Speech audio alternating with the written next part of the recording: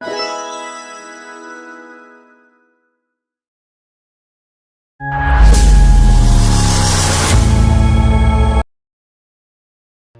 इन मर्दों को अच्छी तरह से जानती हूँ। ये हर बात को घुमा फिरा कर ही करते हैं। वही हमारे मित्र राजा, जिनकी रानी बहुत दुबली पतली, स्वस्थ और सुंदर सी है। चल बे, निकल यहाँ से। ऐसा गैर कोई भी महाराज से नहीं मिल सकता, वो भी बिना किसी कारण से तो बिल्कुल भी नहीं। चल हट यहाँ से। मछुआरे भाई, हम पर रहम करो, हमें आजाद कर दो, हमें मत पकड़ो हमें।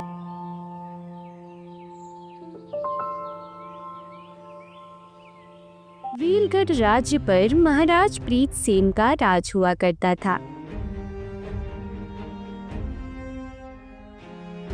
राजा प्रीतसेन की पत्नी का नाम इंदुमती था। एक दिन की बात है, जब रानी इंदुमती को उसकी मां मिलने के लिए राजमहल में आई, तो ये देखकर उन्हें बड़ी ही हैरानी हुई कि उनकी बेटी कुछ ज्यादा ही मोटी नजर आ रही थी। अपनी बेटी के मोटापे को देखते हुए उसने अपनी बेटी से कहा, बेटी, तुम्हें ये क्या होता जा रहा है? तुम इतनी मोटी कैसे हो गई? ये कोई अच्छी बात तो नहीं है। रानी ने बड़ी ही लापरवाही से जवाब दिया, माँ, दुनिया में तो मुझसे भी ज्यादा कई मोटे मोटे लोग हैं। बेटी, तुम्हें बाकी लोगों से क्या मतलब है? लेकिन तुम एक रानी हो। मैं तो तुम्हें कहती हूँ कि अपने मोटापे पर जरा तुम ध्यान दो। मोटा होना कोई अच्छी बात नहीं है। ऐसी अस्वस्थ रहोगी तो अपने दोनों बच्चों का ख्याल करो। क्या तुम ये चाहती हो कि उनके लिए कोई सौतेली माँ आए? याद रखो मेरी बात, नहीं मानोगी तो पछताओगी। इन राजा महाराजाओं का कुछ पता नहीं होता, ये तो बस दूसरी शादी करने के बहाने ढूंढते रहते हैं। फिर बैठी रहना तुम आराम से। रानी अपनी माँ की बातों का जवाब देती उससे पहले ही महाराज वहाँ पर आ गए और इन दोनों की बातें करता हुआ देखकर वो कहने लगी, मैं माफी चाहता हूँ कि आप दोनों की बातों में दखल दे रहा हूँ, लेकिन रानी जी, कुछ ही दिनों में हमारे महल में पड़ोस के राज्य के एक राजा अपनी पत्नी के साथ मेहमान बनकर आ रहे हैं। मैंने सोचा कि आपको बता दूं ताकि आप तैयार रहें। आप किस राज्य की बात कर रहे हैं? वही हमारे मित्र राजा, जिनकी रानी बहुत दुबली पतली, स्वस्थ और सुंदर सी है। ये कहकर महाराज तो चले गए, लेकिन रानी की माँ तिरछी नजरों से रानी को देखने लगी। रानी के भी कान खड़े हो गए। वो अपनी माँ से कहने लगी, महाराज अपनी उस मित्र का नाम भी ले सकते थे, लेकिन उन्होंने उसकी दुबली पतली पत्नी की ही बात की। बेटी, बेटी, बेटी, मैं इन मर्दों को अच्छी तरह से जानती हूँ। ये हर बात को घुमा फिरा कर ही करते हैं। रानी अब सोच में पड़ गई और फिर कुछ देर के बाद वो बोली, माँ, अब बिल्कुल ठीक कहती है। मैंने ही गलती कर रही थी। अब मैं अपना ख्याल रखूंगी और पहली वाली इंदुमती बनकर दिखाऊंगी। मुझे भी महाराज के इरादे कुछ ठीक नजर नहीं आते। ऐसा ना हो कि उनकी दो रानियां हो जाए, एक मोटी और दूसरी पतली।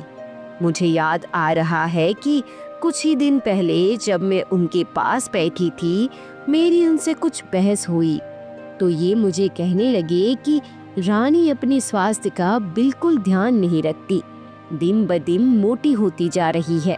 उनसे बात करना तो ऐसा है जैसे भैंस के आगे बीन बजाना। क्या महाराज भी मेरे मोटापे से खुश नहीं है? तो ये मुझे सीधा सीधा क्यों नहीं कहते, लेकिन घुमा फिरा कर इशारों में मुझे ये एहसास तो दिला ही देते हैं।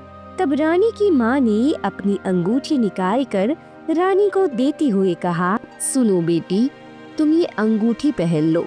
इस समय तो ये अंगूठी तुम्हारी उंगली में बहुत ही मुश्किल से आएगी, वजह तो तुम्हें मालूम ही है।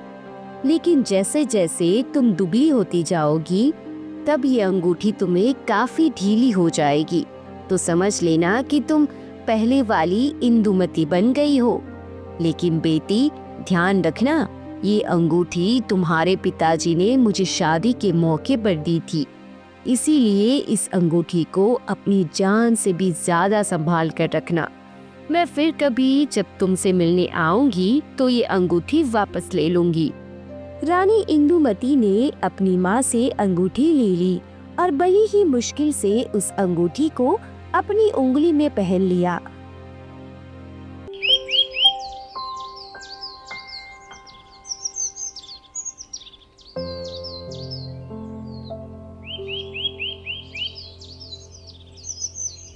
अब रानी इंदुमती ने दुबला होने की कोशिश शुरू कर दी।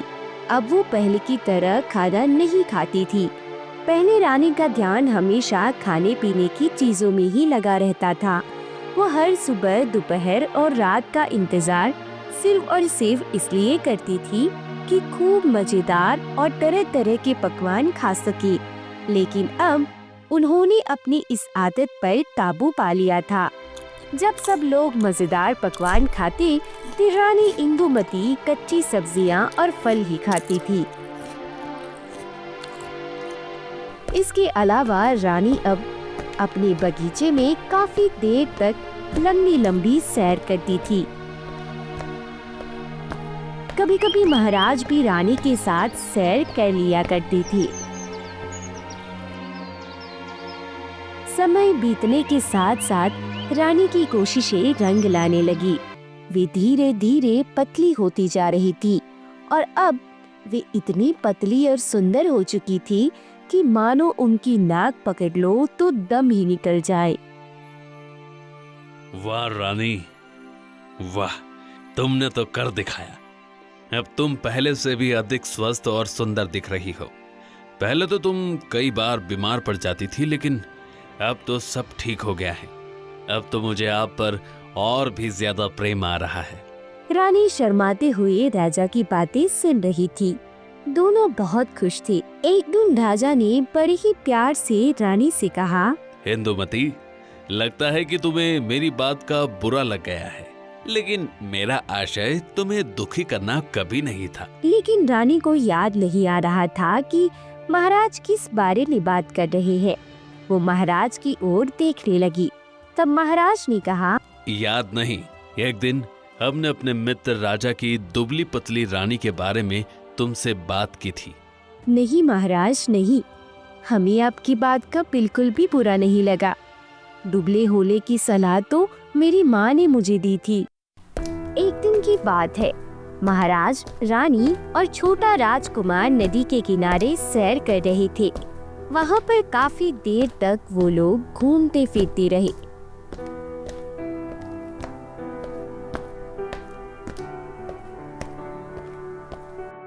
दोपहर का खाना खाने के बाद जब रानी नदी के पानी से हाथ धो रही थी, तो उसकी माँ की दी हुई अंगूठी उसकी उंगली से निकलकर नदी में जा गिरी।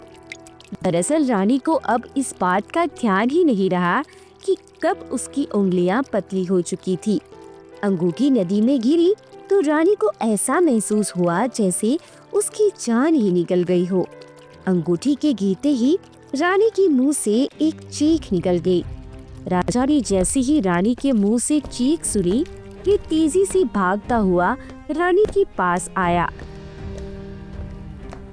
रानी से चीखने की वजह पूछी तो रानी का चेहरा बहुत ही उदास हो गया और वो कहने लगी, मेरे पिताजी ने मेरी माँ को शादी वाले दिन जो अंगूठी दी थी वो नदी में गिर गई है। आपकी माँ की अंगूठी पानी में गिर गई, लेकिन वो तो हमारे साथ आई ही नहीं। आप समझे नहीं महाराज, हमारी माँ ने जो अंगूठी दी थी हम उसकी बात कर रहे हैं। अंगूठी मेरी उंगली से फिसलकर नदी में गिर गई है। ये कहने के बाद रानी एक बार फिर से रोने लगी। रानी की माँ महाराज की सास भी हुई। अब अंगूठी के खो जाने से वो नाराज हो जाती। महाराज जी नहीं चाहते थे कि उनकी सास उनसे नाराज हो जाए। रानी की बात सुनकर उन्हें भी चिंता होने लगी। नजदीक ही मछुआरों का एक गांव था। राजा ने अपने साथ आए हुए सिपाहियों को भेजा ताकि वह माहिर गोताखोरों को लेकर आए और वो अंगूठी की तलाश करे। थोड़ी देर के बाद वहाँ पर बहुत से गोताखोर पहुँच गए।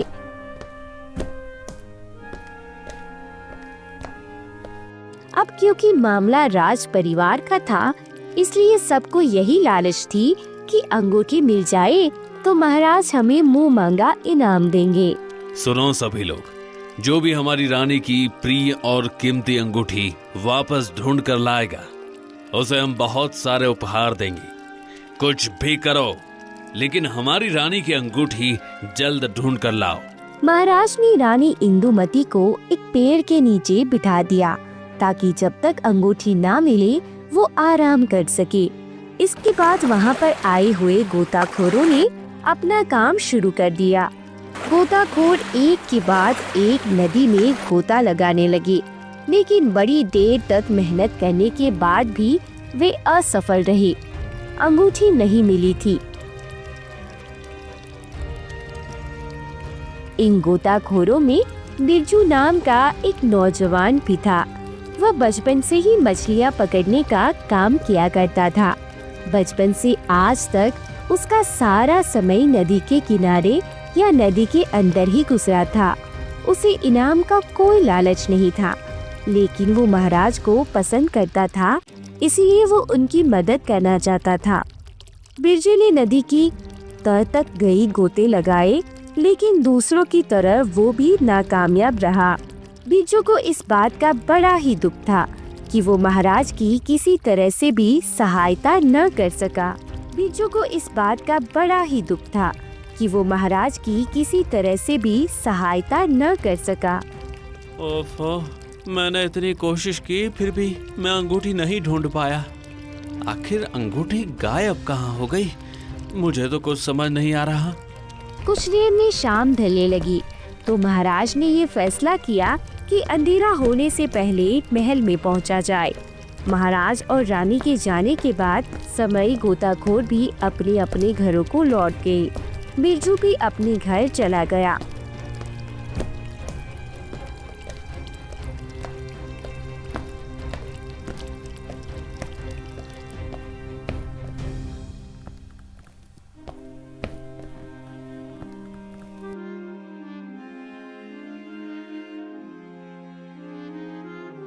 वहाँ पर उसने अपनी माँ को पूरी बात बताई कि महारानी की अंगूठी नहीं मिल रही है।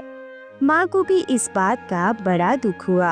अगले दिन बिरजू मछली पकड़ने का जाल उठाकर नदी पर पहुँच गया।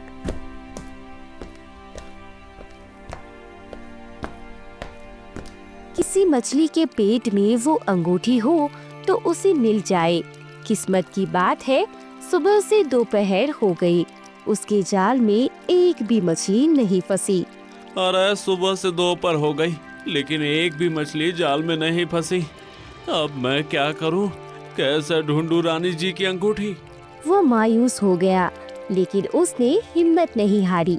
बिरजू की माँ ने जो खाना दिया था, दोपहर को इसने वो खा लिया और थोड़ी देर के लिए एक पेड़ के नीचे आराम किया।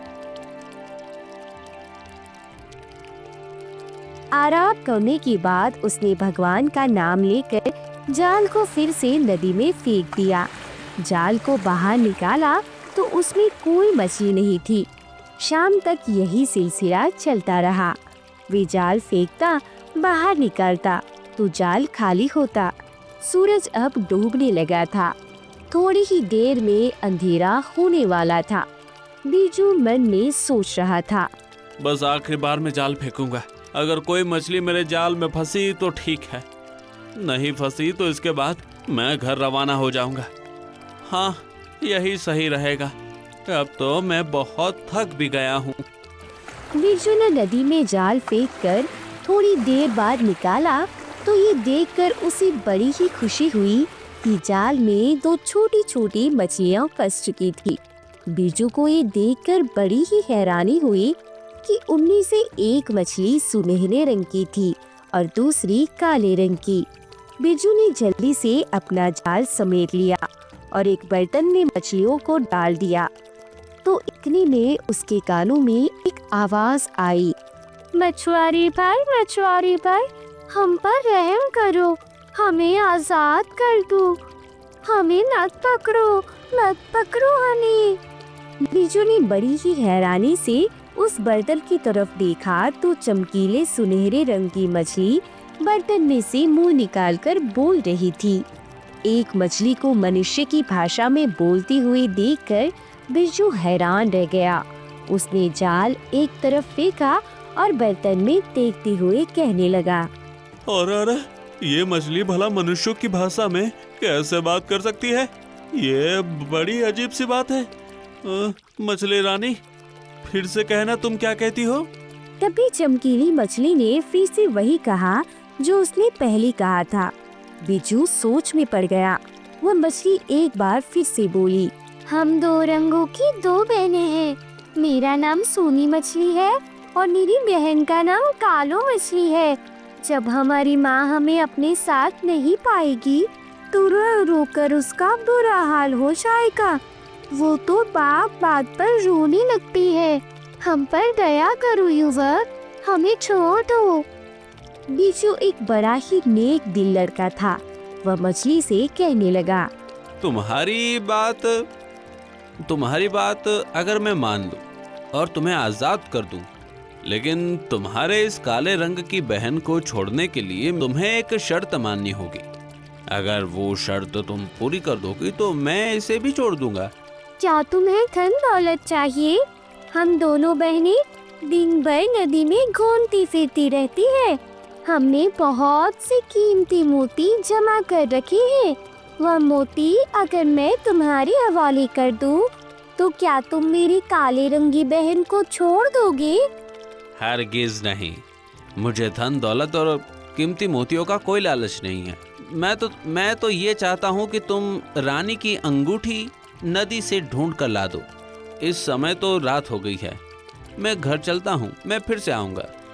ये कहकर बिरजू ने चमकीली मछली को बर्तन से निकालकर नदी में छोड़ दिया और कहने लगा, अब तो मेरी बात सुनो मछली रानी, मैं कल फिर आऊँगा। तुम्हारी बहन को मैं अपने साथ लिए जा रहा हूँ, तो मैं इसको भी आजाद कर दूंगा। मछुआरे भाई, तुम मेरी बहन का ख्याल रखना। ये बारीक पिसे हुए चावल बड़े ही शौक से खाती है। मैं कल सुबह अपनी माँ के साथ अंगूठे की तलाश शुरू कर दूंगी।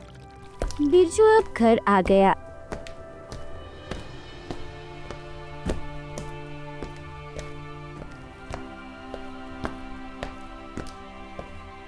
उसने बर्तन को बड़ी ही ध्यान से अपने घर में रखा। थोड़ी सी चावल पीस कर बर्तन में डाल दिए ताकि मछली उन्हें खा सके। अगले दिन सुबह जल्दी उठकर वह नदी पर जा पहुंचा।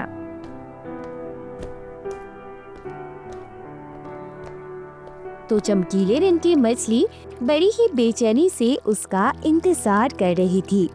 चमकीली मछली ने अपने मुंह में रानी की अंगूठी दबा रखी थी। अंगूठी देखकर बिरजू बहुत ही खुश हो गया। वो अंगूठी मछली के मुंह से निकालने के बाद काले रंग की मछली को भी पानी में छोड़ देता है। प्यारी मछली, तुमने मेरी शर्त पूरी की तो मैं भी अपना वचन पूरा करता हूँ। जाओ, दोनों और मजे से रहना। दोनों मछली खुशी के मारे उछलने लगी। बिरजू के लिए बहुत से पिसे हुए चावल भी लाया था, वो उसने वहाँ पर डाल दिए। मछलियाँ खुश होकर इन चावलों को खाने लगी और फिर बिरजू वहाँ से महल की ओर चल दिया। रानी की अंगूठी को उसने बड़े ही ध्यान से अपनी जेब में छुपा लिया। महाराज के महल के दरवाजे पर पहरेदार खड़े थे। बिरजू ने कहा, मैं महाराज से मिलना चाहता हूँ, मुझे उनके पास ले चलो। उसकी बात सुनकर पहले तो पहरेदार ठहाके लगाकर हंसने लगे और फिर एक उनमें से आगे बढ़कर आया। उसने बिरजू का कान पकड़ लिया और कहने लगा, क्यों रे, तुझे महाराज से क्या काम है? क्यों मिलना चाहता है तू महाराज से? बिरजू के कान में दर्द होने लगा तो वो कहने लगा, अरे भाई, मैंने क्या किया है जो तुम ऐसा बर्ताव कर रहे हो? मैं महाराज से क्यों मिलना चाहता हूँ ये तो मैं उन्हीं को बताऊंगा, तुम्हें नहीं। बिरजू की बात सुनकर पहरेदार को और भी गुस्सा आ गया। उसने बिरजू को धक्का दिया और कहने लगा, चल बे, निकल यहाँ से। ऐसा गैर कोई भी महाराज से नहीं मिल सकता, वो भी बिना किसी कारण से तो बिल्कुल भी नहीं। चल हट यहाँ से। बिरजू गिरते गिरते बचा और उसने कहा, देखो भाई, पहरेदार मेरे साथ कितना बुरा बर्ताव कर रहे हैं। अरे ये क्या, पूरी दुनिया ही ऐसी है, गरीब को तो सब धुत करते ही हैं भैया। ये कहकर वो वहाँ से चला गया। बिरजू भी मायूस होकर वहाँ से चला आया। पहरेदारों को ऐसे बर्ताव से उसके मन में बहुत उदासी थी। अब भी वह अपने घर तक नहीं पहुँचा था कि रास्ते में उसे एक शाही काफिला आता हुआ नजर आया। काफिले को देखने के लिए बहुत से लोग जमा थे। बिरजू ने किसी आदमी से पूछा तो पता लगा कि ये काफिला रानी साहिबा की माँ का है। वो अपनी बेटी से मिलने के लिए महल में जा रही है। ये सुनकर बिरजू बड़ा ही खुश हो गया। उसने सोचा, अगर मैं ये अंगूठी रानी जी की माँ को दे दूंगा तो रानी जी की माँ इसे सही सलामत रानी साहिबा तक पहुँचा देगी। उसने देखा कि काफिले के बीचों बीच एक बड़ी ही सुंदर डोली थी। वह समझ गया कि रानी की माँ उस डोली के अंदर है। वो डोली की नजदीक गया और चिल्ला कर बोला, रुक जाइए रानी साहिबा की माँ। तभी रानी की माँ डोली से बाहर निकल कर आई तो बिरजू ने वो अंगूठी उन्हें दिखाते हुए कहा, प्रणाम महारानी माँ, आप महल में जा रही हैं तो ये अंगूठी रानी साहिबा को दे दीजिएगा। अंगूठी देखकर रानी की माँ की आंखें हैरानी से फैल गई। अरे अरे, ये तो मेरी शादी वाली अंगूठी है। इस अंगूठी को तो मैं लेने के लिए आई हूँ, लेकिन तुम्हें ये कहाँ से मिली? तब बिरजू ने उन्हें सारी कहानी बता दी। उन्होंने बिरजू को बड़ी ही शाबाशी दी। इनाम के तौर पर मुट्ठी भर स्वर्ण मुद्राएं भी दी और कहा, इन्हें संभाल कर रखो। इसके बाद रानी की माँ बिरजू को अपने साथ लेकर राजमहल में जा पहुंची।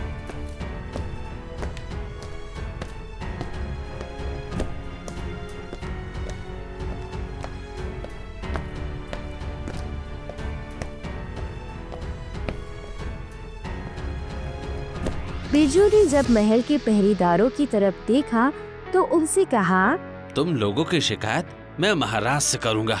दोनों पहरेदारों ने जब बिरजू को रानी की माँ के साथ देखा तो उनके हाथों के तोते उड़ गए। उनके चेहरे का रंग फीका पड़ गया। जब बिरजू और रानी की माँ दोनों महल के अंदर पहुँचे तो उन्हें देखकर रानी इंदुमती के पैरों तले जमीन ही खिसक गई। वो परेशान हो गई कि अब अंगूठी के बारे में अपनी माँ से क्या कहेगी। रानी की माँ को अपनी बेटी का चेहरा देखकर उस पर दया आ गई। उसने प्यार से अपनी बेटी के सिर पर हाथ फेरा और कहने लगी, बेटी, तुम परेशान मत हो, अंगूठी को ये नौजवान ढूंढ कर ले आया है। ये सुनकर रानी इंदुमती बहुत खुश हो गई। इतनी ही देर में महाराज भी वहाँ पर आ गए। महाराज के पूछने पर बिरजू ने सारी बात सभी लोगों को बता दी। इस अजीबोगरीब कहानी को सुनकर सब लोग हैरान थे।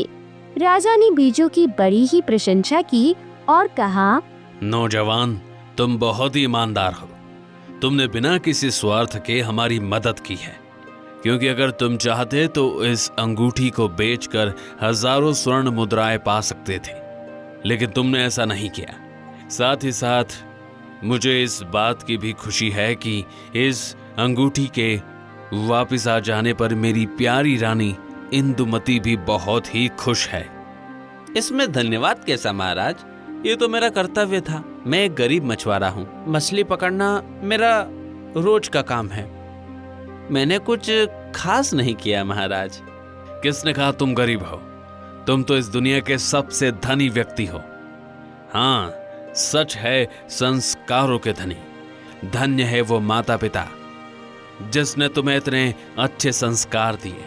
तुम्हारी ईमानदारी और सच्चाई से हम बहुत प्रसन्न हैं। इसके बाद महाराज ने बिरजू को बहुत सी स्वर्ण मुद्राएं इनाम में दी। बिरजू पहले तो उसे लेने के लिए मना कर रहा था, किंतु राजा का मन देखते हुए उनसे इनाम ले लिया। शाही रथ पर बिठाकर उसको विदा किया गया। बिरजू की माँ एक बहुत गरीब औरत थी। जब उसने बिरजू को मिला हुआ इनाम देखा तो वह उसे देखकर फूली नहीं समाई। थोड़े ही दिन के बाद बिरजू ने अपना एक अच्छा सा घर खरीदा और उसने अपना एक व्यापार भी शुरू कर दिया। जब भी इसे खाली समय मिलता वह थोड़े से पिसे हुए चावल लेकर नदी पर पहुंच जाता और नदी में रहने वाली सभी मछलियों को वो चावल खिलाता और उनसे ढेर सारी बातें करता। दोस्तों, स्वास्थ्य का ध्यान रखना जरूरी है, लेकिन यह किसी और के दबाव में नहीं बल्कि अपनी खुशी और भलाई के लिए होना चाहिए। जिस तरह से हम तन को स्वस्थ रखते हैं, उसी तरह से अगर मन को सच्चा और साफ रखेंगे तो जीवन आनंदमयी हो सकता है।